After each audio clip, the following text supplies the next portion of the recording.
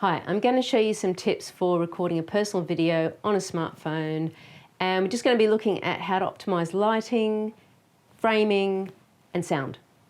First thing I'm going to look at is lighting. As you can see, you can look at the bigger picture here, you can see I'm holding my smartphone just a little bit further away from me, and just a sort of 45-degree angle I've got a light from a window. And this is kind of really quite optimal lighting without going to too much trouble. The light sort of falls on one side of the face and there's a little bit of shadow on the other side of the face, which we call modelling, and it just kind of helps, you know, give a healthy kind of look to someone. You may have seen some terrible lighting strategies in some of the Zoom meetings you've attended since this lockdown has started. I'm just going to give you some examples. We start to spin around and people put the window behind them. Looks pretty bad.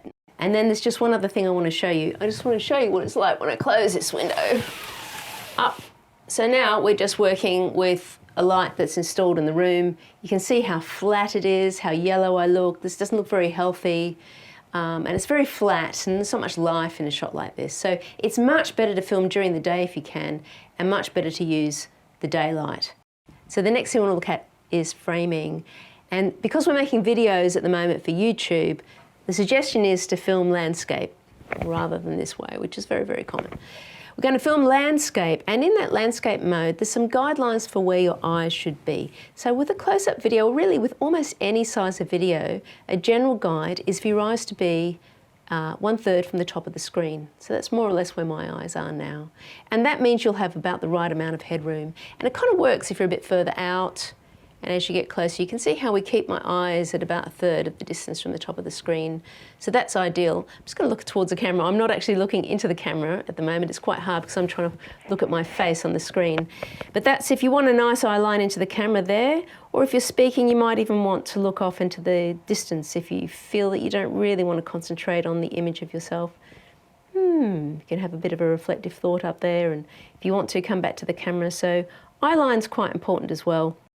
And then with the framing, just something else to consider is how close you want to be to the camera. So how close is good? If you get really close, I think it can look really good. It can be a bit distorting because it's a wide angle lens, but it can be very personal, and you know, we really get to see into your eyes and hear your story and connect a bit more. Here's probably normal and quite acceptable. And if you decide to sit right back here, or even further back, you know, it's going to be much harder for people to connect with you emotionally because they can't really see what's going on in your face. So probably better to try to get a reasonable distance from the camera. Next, you can see that I'm holding the camera, and actually that's quite a very conventional thing to do these days. It feels very authentic. But if you get a sore arm like I am, then I think you might want to think about ways of propping up the camera. So if you don't have a tripod to mount your smartphone, then you can just grab a stack of books from the bookshelf and pile them up, and just pile them up to the height you want. Maybe the top 3 books, push them back a little bit, pop the camera in there so it's nice and flat, and just sit down and make sure that you kind of position yourself. It's pretty good. My light source is just above me at 45 degrees. Could be any window, not too far away, any source of daylight. And you can see that my eyes are about 1/3 of the way down the screen, so that's quite good. And there's not too much clutter in the background, and there's not too much distance in the background either, so that's quite a good shot. And then finally, sound. So at the moment I'm sitting in a really quiet room and I'm not too far away from the phone, and that makes all the difference. If I sit right back here and start speaking to you, or even further away, you can sort of hear the difference in the quality of the sound, and it loses some of its presence. So it's quite good if you can combine your framing, fairly close sort of shot, with the sound. You'll get reasonably good quality. If you are holding the camera, you might find that you've got some handling noise.